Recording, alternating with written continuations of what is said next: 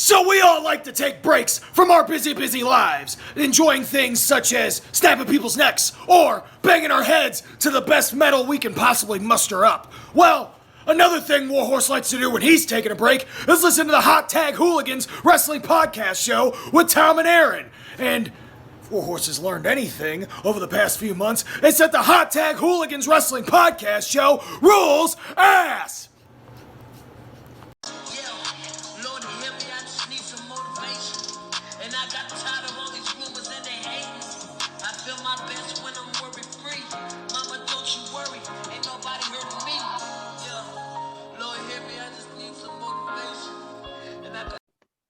Welcome everybody to the Hot Tag Hooligans Wrestling Podcast Show. I'm Aaron. That's Tom. Tonight we have a very special guest with us. It's the one and only Miss Alice Crowley. How's it going? I'm good. How are you guys? Doing pretty good.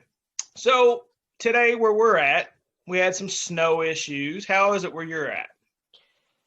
I think we're pretty close actually, because I am Indianapolis, Indiana. So it's like it was snowing off and on today, which really sucked. So there's like really bad traffic everywhere. But other than that, it's just snow. I hate it. It's just normal Indiana traffic. Yeah.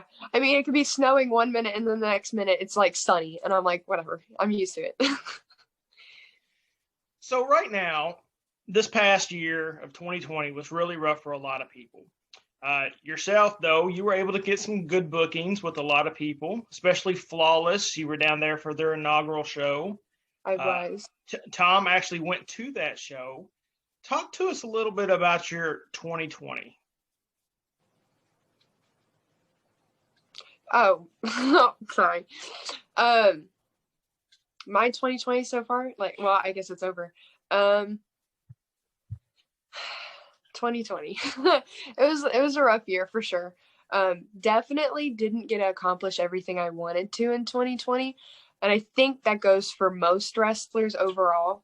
But I think I did pretty good for the circumstances that we were given, like not being able to wrestle in front of crowds. A lot of shows ending up doing tapings just to get footage to release to the crowd. It's definitely hard wrestling without a crowd because I can build off of the crowd and work with the crowd. So it's you know what I mean?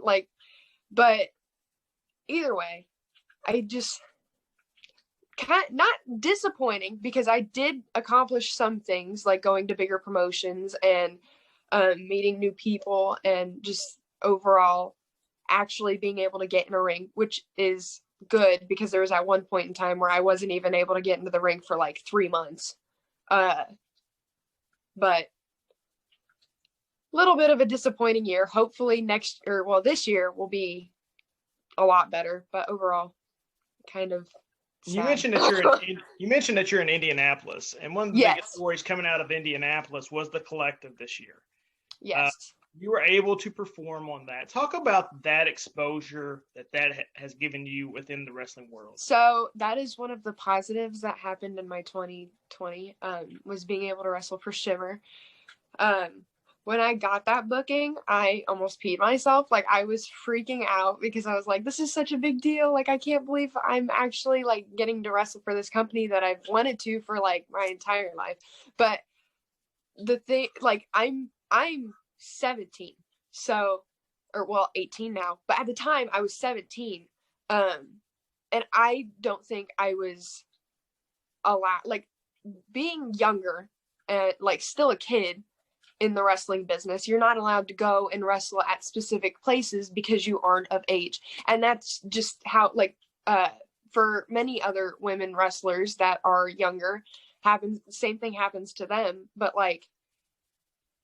being able to wrestle at the collective for Shimmer when I thought I had to be 18 to wrestle for them, that was a huge deal to me. You know what I mean? Being able to do something that big, meeting a bunch of people, a bunch of great people and having such a fun time.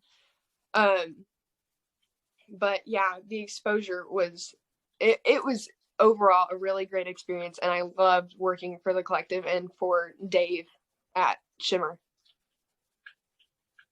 Now, with your Did you follow Shimmer prior to this? And is that something that, you said you wanted to work for them, but have you kind of followed them as they started along? Probably like not as they started along, but like I would share everything that they would put out. I met Dave at an IWA show. They do these battle broad shows, and it's like an all women show, and he would come to those and like scout for girls. That's how he picked up Kenzie Page and then picked me up. So, I mean, yeah. Because I always find it interesting that some of these promotions aren't like as well known as what some of us that are huge wrestling fans that we know about them. But like you talk to casual wrestling fans, they have no idea how big of a deal Shimmer. Yeah, and it's a huge deal for women to be able to have that, to get exposure and things like that. Right. And so I would assume that it would be a huge deal for the independent wrestlers coming up for Shimmer to be on their resume. Yeah. That's why I was so excited to wrestle for them, because I was like, yes, I gotta say I wrestled for them. You know what I mean? But looking at, you mentioned that you're 17 years of age, and we 18. had 18 now. We've had Billy on as well before, but right now we are seeing such a youth movement all throughout wrestling. And it's not just on the female side, it's also on the male side as well. Years ago, you would have to be in your 20s before you could ever catch a break. And I think that held a lot of people back, because when certain people are only breaking into the business in their 30s and things like that, it doesn't allow them really a chance to grow in their role as a character development and things of that nature. So what has your youth been able to give you that's beneficial in the business so far? My youth? Okay.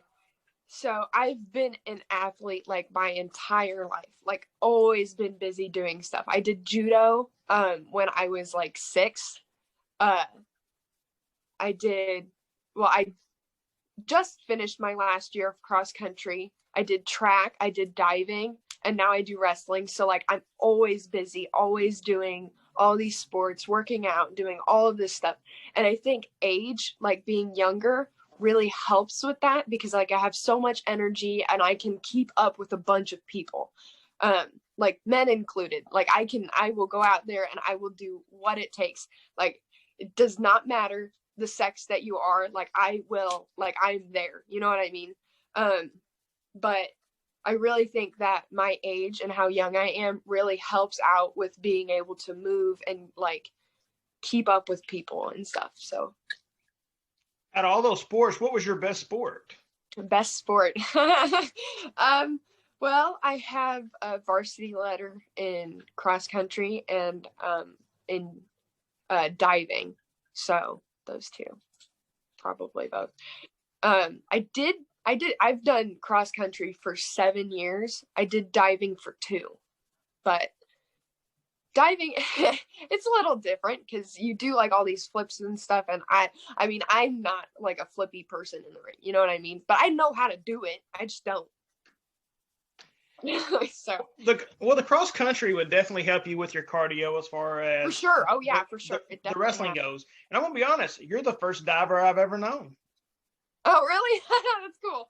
It's not a big thing down here where I'm at. There you go. But so you talked about the intergender wrestling. I was able to watch a match at Flawless, and I very much enjoyed Dylan. I love Dylan, even though he acts like a butthole. Yeah, it was a very good story that you all told. Is intergender wrestling something that you prefer to do, or is it something that, because I always feel like there's some really good stories that are told when you have an intergender wrestling match. So what's your take on that, and what's that for you? So my absolute all-time favorite matches are intergender matches, because I just find myself being able to work with the guys better than the other females, because they're able to do a lot of things that most females aren't, I'm going to be honest. But that doesn't take away from like women overall, just because they can't do almost everything they can. But me being able to work with another male and being able to make these stories of like, just because I'm a girl does not mean like I'm lesser than you, which is true. Like, I am not going to stand down. Like, no, that is not me. I'm going to match you, period. Like, that's so. I love intergender wrestling, and I prefer to do intergender wrestling any day of the week. But wrestling girls is still fun. But personally, I would prefer wrestling a guy because it's fun being able to show people like, hey, I'm up here. Like, you're down here, I'm up here, and I'm a girl. So like, just because guys wrestle and like it's not a guy's sport. Like, look at me, look where I'm at. Come catch up to me. Yeah, I totally agree with what you're saying. There's just something about that story, and especially if you have a really good male heel. When the female That's baby. why I love Dylan so much, is because he's such a character, and I had like a lot of fun working with him and like being able to tell this story with him, because there's so much to work off of. You know what I mean? Yes, I totally agree. It's some of my favorite wrestling is watching those kind of things. And it's just, it gets you hooked into that story for me a lot easier. And it's even more rewarding when the match is over. So I'm right there with you on it. Yeah. It's such a tough thing because probably 20 years ago, the major promotions were featuring intergender wrestling, and then they totally went away with it. When China was around, she was involved in intergender wrestling. Chris Jericho would be involved in intergender wrestling as well, and then they've kind of shifted from it. But in the last week or two, the WWE has really started to kind of push that button just a tad bit. You saw Alexa Bliss last night get an RKO. There's some physicality. Sasha Banks wrestled Amel on Friday Night SmackDown as well. So when you look at that, if the landscape was to totally change to intergender is for every single person out there, how would that make you feel? I know not most people, but some people are against intergender wrestling. So I think that there still needs to be like same-sex matches, right? Because it's not going to attract everyone. You'll lose some audience doing that. But it doesn't mean that you should cut out intergender wrestling like altogether. There should I think that there should be intergender wrestling matches because I find it interesting and I love doing them myself. So, but I definitely don't think that it should be like all around intergender wrestling, but they definitely should keep it how it is, I would say, but have more intergender wrestling matches here and there. But other than that, yeah. So if you could possibly wrestle any male right now in the world, who is somebody that you would want to wrestle? Any male. Any male. Oh my god, there's so many. I would like to wrestle Tony Deppen. I think he's really good. I wrestled Cole Radrick as like my first intergender wrestling match ever, so that would be cool to redo that. There, like, I could name off so many. Like, I don't know. Like, literally anybody. Honestly, I would wrestle anybody. Yeah, you look at Tony. Right now he's a really hot name, and a lot of our guests have started to mention his name a lot. A year ago, you probably wouldn't have heard a lot about Tony Deppen as well.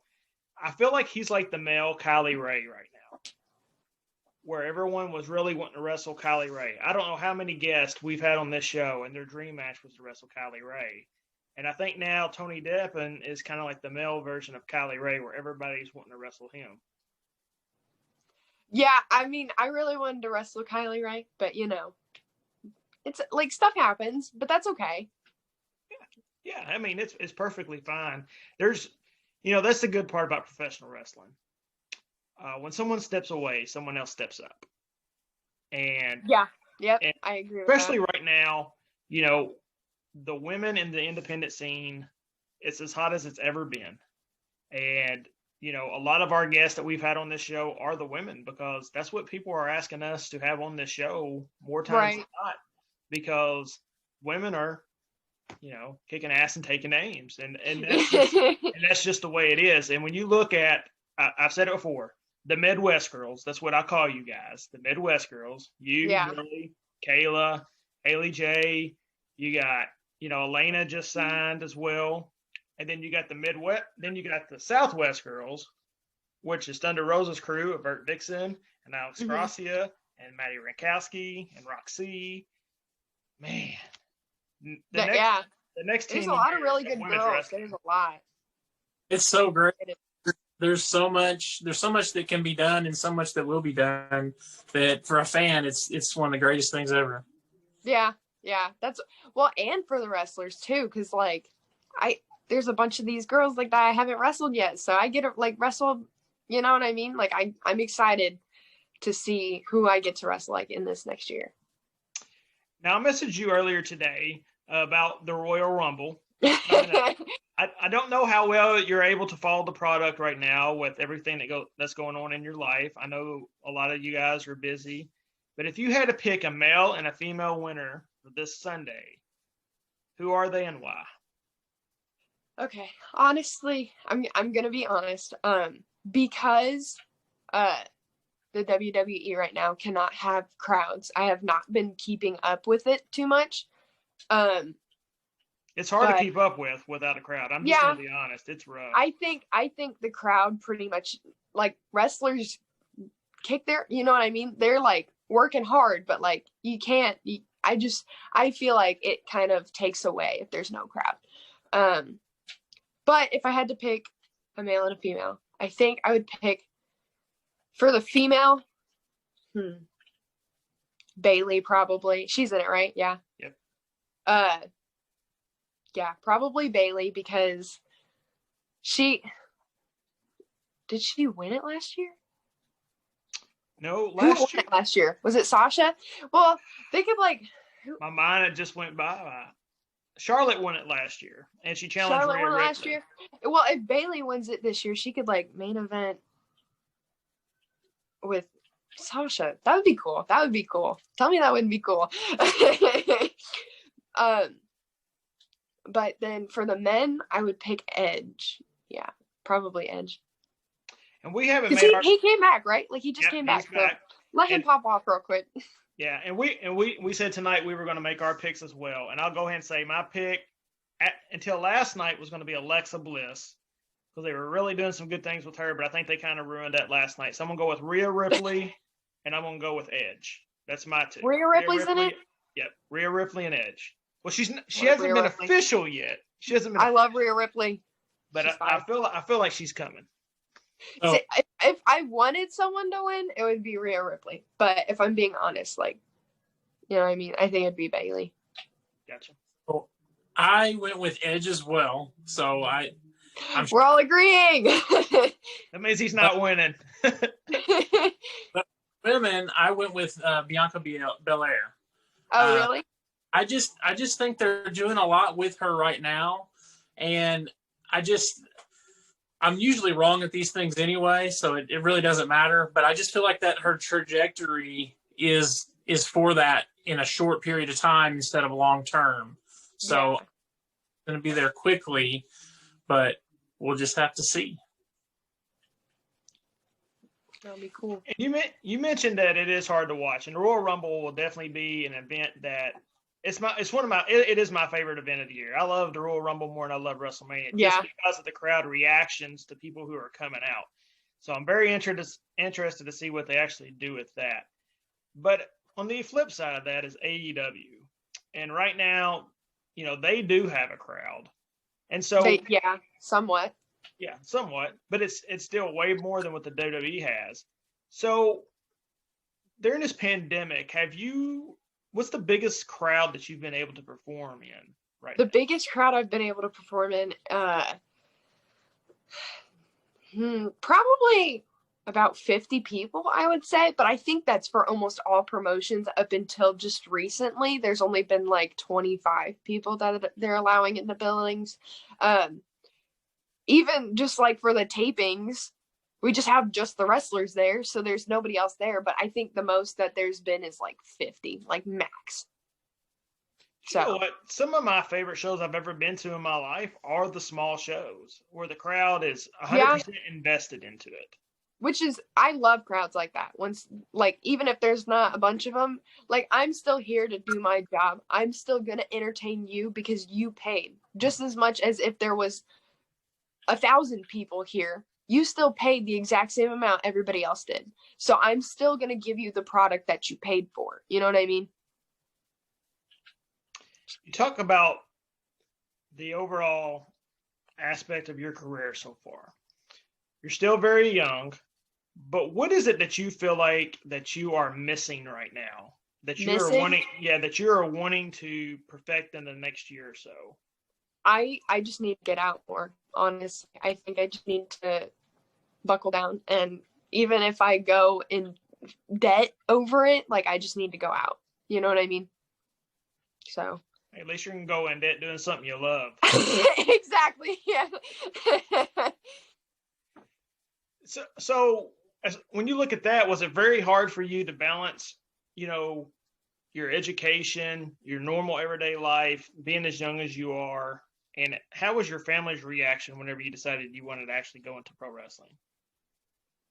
Well, when I started wrestling in December of 2016, so I was 14. I had just turned 14. My dad tells me to this day he can't believe that I stuck with it. Like, he honestly thought that I would just go to like 2 practices and be done. But like, if it's something I want to do, like, I'm not gonna quit. But yeah, I think they were surprised that I decided to stick with it and keep with it. But I'm getting ready to start my 5th year in December, actually. So yeah, I've been training for almost all of the time, but been wrestling in front of a crowd for 2 years now. 2 years, 3 months, something like that. But yeah. So was there a defining moment that you knew, that's it, I'm going to be a wrestler? Did it stem from just being a fan, or what took you to that next level to where you made that decision that I'm going to do this? I went to independent shows, like 12, 13, around that age. And I just remember sitting there and watching the show and like being so excited. Like, before I get there, while I'm there, after I leave, like, just excitement. You know what I mean? Just being so happy to be there and being able to watch this and just be happy.